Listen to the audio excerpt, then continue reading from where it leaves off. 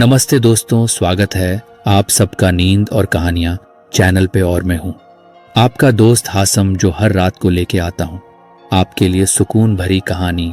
बर्फबारी की लुभावनी ठंड और डलहौजी शहर की रात से सुंदर और क्या हो सकता है।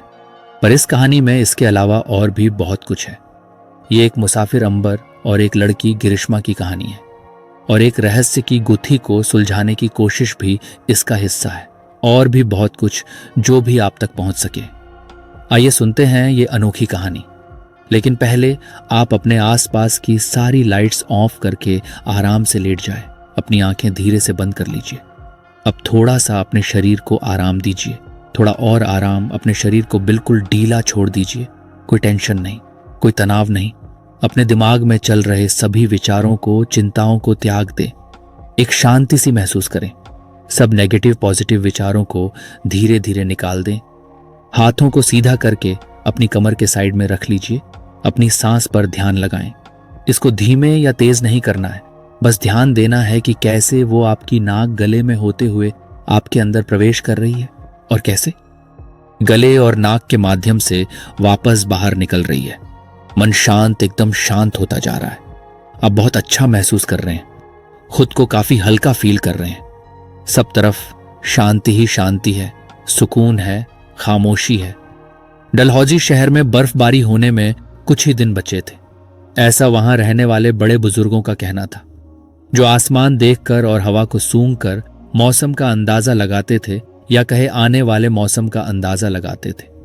ठंड तो काफी थी, बस आसमान से बर्फ गिरना अभी शुरू नहीं हुआ था। बात बहुत समय पहले की है, जब रात में रोशनी के लिए चांद, लालटेन या जलते दियों का सहारा लेना होता था। एक जगह से दूसरी जगह जाने के लिए या तो किसी हाथ गाड़ी की मदद लेनी होती थी, जिसे कोई आदमी खींचता था और बदले में अपनी मेहनत की कमाई लिया करता था, या फिर गाड़ी ना सही तो पैदल ही सफर किया जाता था। एक मुसाफिर अपने सफर पर था और वो घूमते हुए, भटकते हुए डलहौजी में आ पहुंचा था। रात का समय था। वो एक बड़े से घर के सामने ठहरा। ठिठुरती हुई ठंड में वो कांप रहा था। उसने पहले तो सोचा था किसी से मदद नहीं लेगा। वो किसी को परेशान नहीं करना चाहता था। उसने सोचा था शहर से बाहर निकलकर जंगल में ठहर जाएगा और टूटी लकड़ियों को जलाकर अपनी रात गुजार लेगा। पर इस ठंड में उसकी हिम्मत ने दम तोड़ दिया। उसने सोचा, यहां रुककर इस घर वालों से मदद मांगी जा सकती है। मुझे तो बस रात रुकने के लिए जगह चाहिए, पर अगर उन्होंने कोई कीमत मांगी तो मेरे पास तो देने के लिए कोई रकम भी नहीं है। फिर भी अंबर ने एक कोशिश करने की सोची। उसने दरवाजे पर लगी घंटी दबाई। दरवाजे पर किसी मंदिर जैसी घंटी लगी थी। उसकी आवाज शांत ठंडी हवाओं में गूंजने लगी थी। वो लंबा चौड़ा घर नजर आ रहा था। घर के भीतर से एक आदमी लालटेन लेकर दरवाजे की ओर आया। उसने शॉल ओढ़ रखी थी, फिर भी वो अंबर से ज्यादा ठुर रहा था। वो दरवाजे के करीब आया और लालटेन अंबर के चेहरे के करीब करते हुए कहा, कौन हो भाई, किससे काम है? अंबर ने कहा, जी काम तो किसी से नहीं है, बस एक रात के लिए रुकने की जगह चाहता हूं। अगर आप अपनी छत के नीचे मुझे जगह दे दो तो मेहरबानी होगी। उस आदमी ने कुछ सोचते हुए घर की तरफ देखा, फिर अंबर को देखते हुए कहा, माफ करना भाई, मैं मदद नहीं कर सकता। ये मेरा घर नहीं है। मैं भी यहां काम करता हूं और मुझे पहले से ही हिदायत दी गई है कि किसी को भी रहने के लिए जगह नहीं दी जाए। अंबर ने उससे ज्यादा कुछ कहा नहीं। ठीक है भाई, कोई बात नहीं, फिर मैं चलता हूं। अंबर थोड़ा आगे बढ़ा। तभी आदमी ने उससे कहा, यहां आगे एक घर है, वो तुम्हारी मदद कर सकते हैं, पर वो बदले में कोई रकम लेंगे। अंबर ने रुक कर कहा, पर मेरे पास देने के लिए कुछ नहीं। आदमी ने कहा, तो फिर उनसे कहना तुम्हें जोगी जी ने भेजा है। वो तुम्हें मुफ्त में रुकने तो देंगे, पर हो सकता है बदले में कुछ काम करवाए। जो भी हो, तुम्हारा काम बन जाएगा।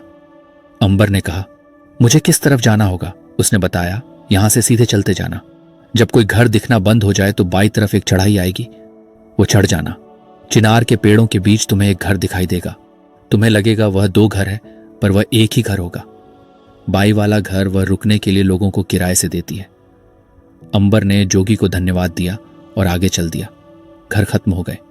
उसे कोई घर दिखाई नहीं दे रहे थे, जिस वजह से हवा पहले से और तेज चलने लगी और ठंड भी और बढ़ गई। उसे बाईं तरफ एक चढ़ाई नजर आई। वो उस पर चढ़ा तो पाया वो जगह पूरी चिनार के पेड़ों से भरी पड़ी है और कुछ दूरी पर एक घर है।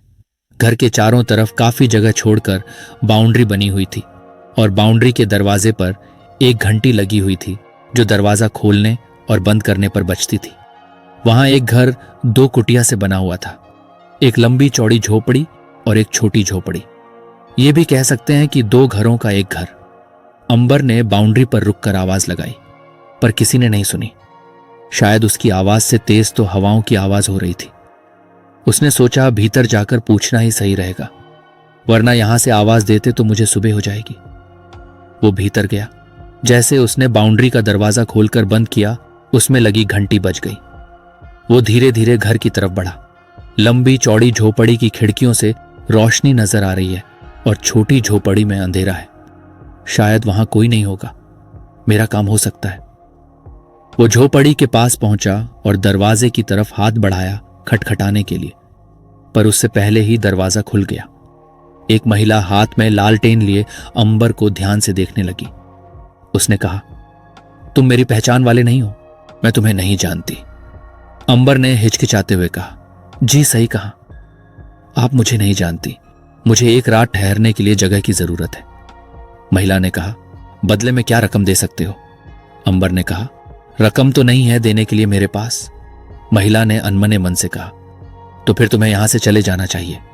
अंबर ने कहा, पर मुझे जोगी जी ने भेजा है। महिला रुक गई और एक बार अंबर का चेहरा और ध्यान से देखने लगी, फिर बिना कुछ बोले अंदर चली गई। अंबर घर के अंदर उलझन भरी आंखों से देखता रहा। वो कुछ ही क्षण में बाहर आई। उसके एक हाथ में लालटेन है और एक हाथ में चाबी। वो अंबर के आगे आगे छोटी झोपड़ी की तरफ चलने लगी। अंबर उसके पीछे चलने लगा। उस महिला ने कहा, ठीक है, ठहर सकते हो, पर बदले में कुछ काम करना होगा।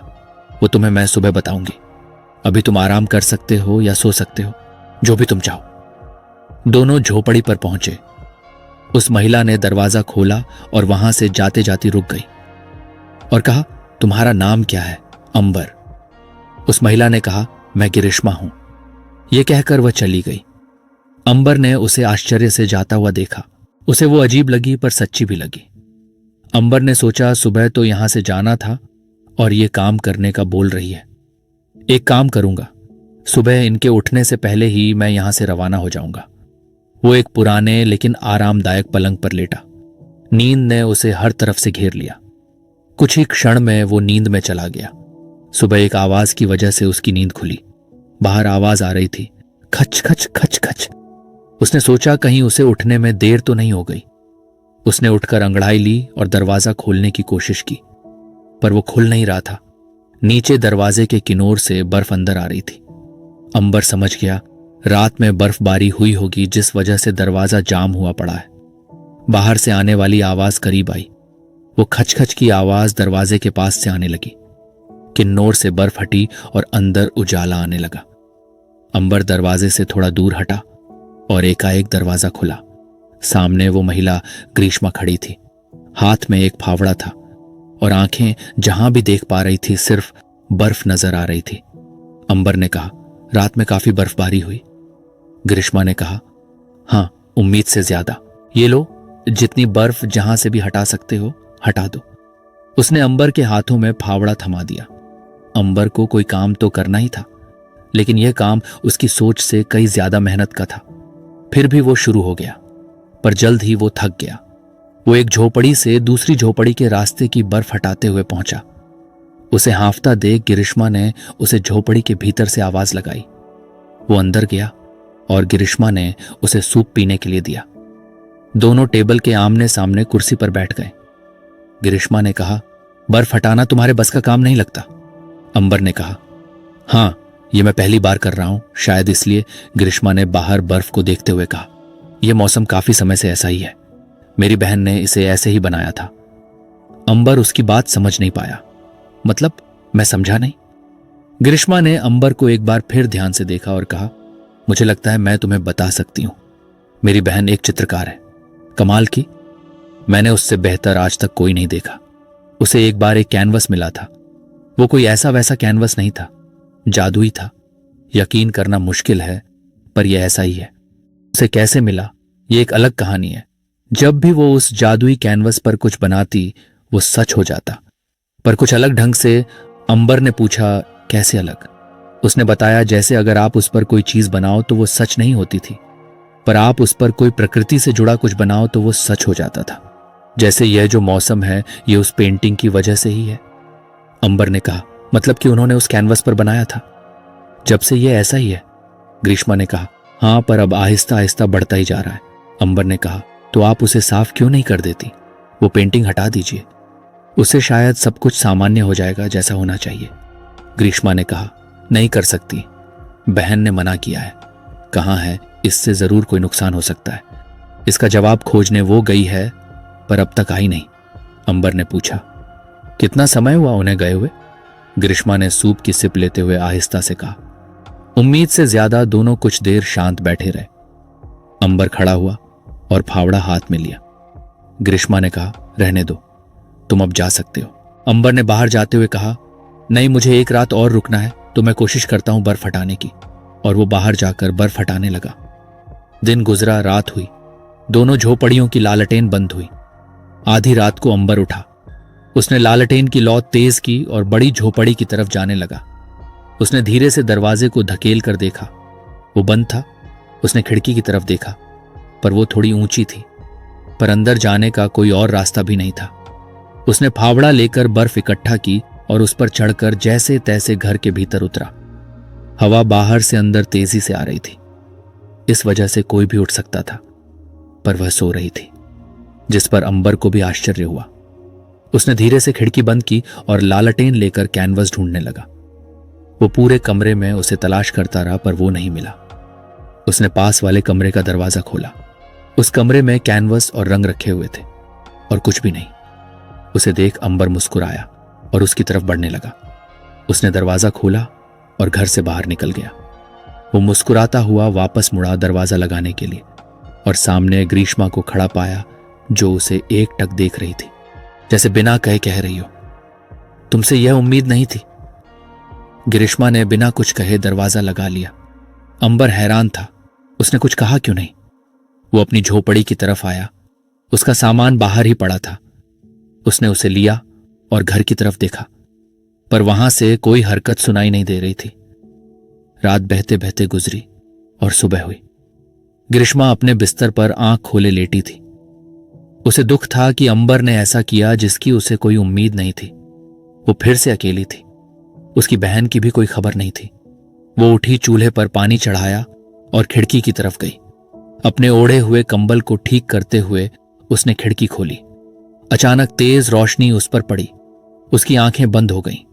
उसने हाथ का सहारा लेते हुए आहिस्ता आहिस्ता आंखें खोली और सामने वो पाया जिसे देख उसे अरसा हो गया था। सामने बर्फबारी का मौसम नहीं था, हरियाली थी। ठंडी हवाएं तो थीं, पर लुभावनी लग रही थी। घर के सामने आंगन में चिनार का एक पेड़ लहरा रहा था। लाल सुनहरे पत्तों के संग घर की बाउंड्री पर तरह तरह के पौधे खिले हुए थे, जो कभी उसकी बहन और उसने लगाए थे।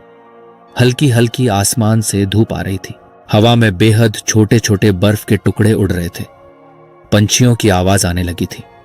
ग्रीष्मा ने चहक कर अपना कंबल हटाया और दौड़ते हुए बाहर गई। दरवाजे के सामने कैनवस पड़ा था, जिस पर किसी मौसम की तस्वीर नहीं थी, बल्कि खुद ग्रीमा की थी। किसी ने उस पर ग्रीष्मा की पेंटिंग बनाई थी। छोटी झोपड़ी के भीतर से अंबर बाहर आया। वो पूरा रंग में रंगा हुआ था। उसने दूर खड़े खड़े हंसते हुए ग्रीष्मा की ओर देखा। ग्रीष्मा भी हंसते हुए उसे देखती रही। तभी पीछे से आवाज आई, यह किसने बनाई? ग्रीष्मा ने चौंक कर पीछे देखा। उसकी बहन खड़ी थी। हल्की ठंडी रातों में नींद कांपते हुए आपके करीब आ रही है। आप शांति भरी नींद का आनंद ले रहे हैं। शुभ रात्रि।